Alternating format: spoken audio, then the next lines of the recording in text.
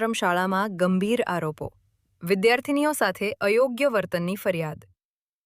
કાલોલ તાલુકાના અડાદરા ગામેથી એક ચોંકાવનારી ઘટના સામે આવી છે.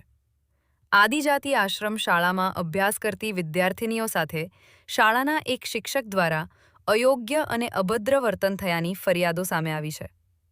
મામલાની ગંભીરતા જોતા શાળા સંચાલન દ્વારા સંબંધિત શિક્ષકને તાત્કાલિક સસ્પેન્ડ કરવામાં આવ્યો છે.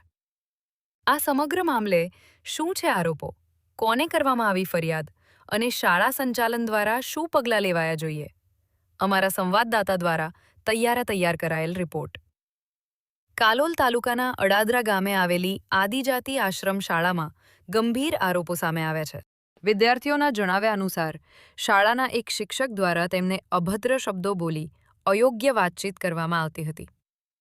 વિદ્યાર્થીઓએ આ બાબત વાલીઓને જણાવતા વાલીઓ દ્વારા આદિવાસી યુવા સંઘર્ષ સમિતિ ઘોગંબાને જાણ કરવામાં આવી હતી.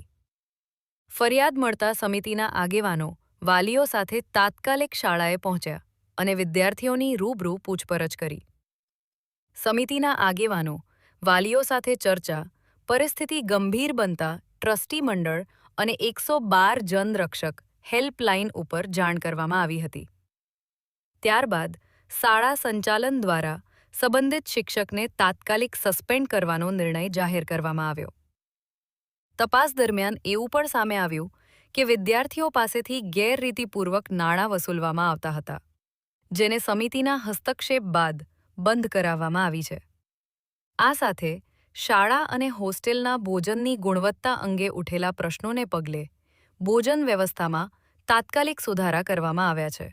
શાળા સંચાલન દ્વારા આગામી 15 દિવસમાં સુરક્ષા, શિસ્ત અને સંચાલન સંબંધિત તમામ ખામીઓ દૂર કરવાની બાહેધરી આપવામાં આવી છે.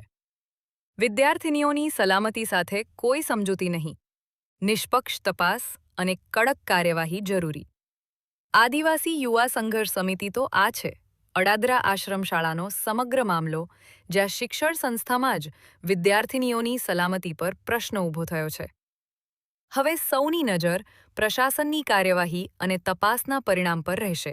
મનોમંથન કાર્યાલયથી